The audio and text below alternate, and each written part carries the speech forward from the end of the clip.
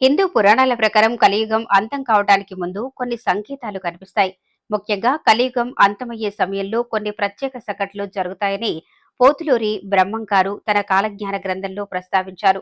వీటన్నిటితో పాటు కళ్ల ముందు కనిపించే మరో సంకేతమే హరిశ్చంద్ర కోటలో ఉన్న శివాలయం. ఇక్కడ ఉండే గుహలోని దేవాలయంలో కలియుగానికి లింక్ ఉందని స్థానికులు చెప్తారు.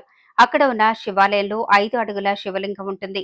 దానిపై ఉన్న రాయి కిందకు జారకుండా ఆపుతూ 4 స్తంభాలు ఉంటాయి. ఈ స్తంభాలే యుగాంతం గురించి వివరిస్తాయని చెబుతారు స్థానికులు.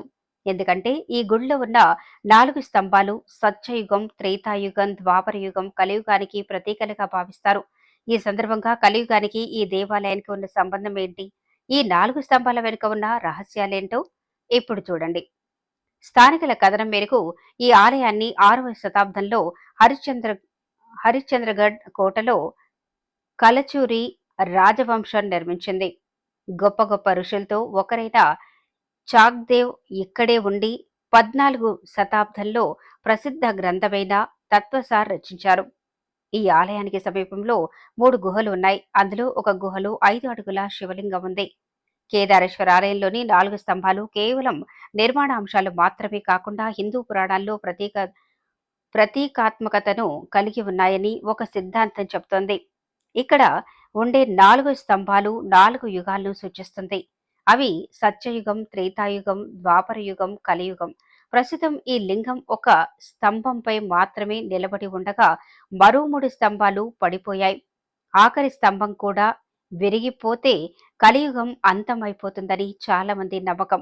కేదారేశ్వర గుహలో ఉండే దేవాలయం కేవలం మతపరమైన ప్రదేశం మాత్రమే కాదు, సహజంగా ఏర్పడిన గుహలో ఉంది. ఈ గుహ లోపలికి వెళ్లేందుకు ప్రవేశ ద్వారం చాలా ఇరుకుగా ఉంటుంది. అయితే గుహ లోపలికి వెళ్ళక అందమైన శివలింగాన్ని చూడొచ్చు. ఇక్కడ లింగం స్వయంభూగా వెలిసిందని చాలా మంది నమ్మకం.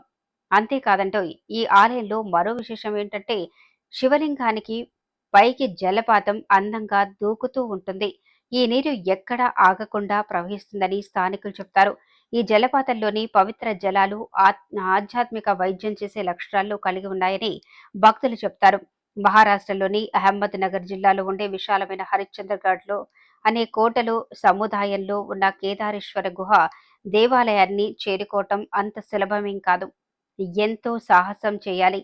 ఈ దివ్యమైన ప్రదేశాన్ని చూడాలంటే పశ్చిమ కనుమల్లోని కఠినమైన భూభాగాలను దాటుకుంటూ వచ్చిన అడవుల మధ్య ప్రయాణం చేయాల్సి ఉంటుంది. ఈ కేదారేశ్వర గుహ దేవాలయం కేవలం ప్రార్థనా స్థలం మాత్రమే కాదు, ఇది ఒక ఆధ్యాత్మిక ఓయాసిస్. ఈ గుహ లోపల ఉన్న ప్రశాంత వాతావరణం, దాని చుట్టూ ఉన్న సహజ సౌందర్యం, ప్రశాంతత, అంతర్గత శాంతి కోరుకునేవారు, ధ్యానం చేయాలనుకునేవారు ఈ ఆలయానికి వస్తారు.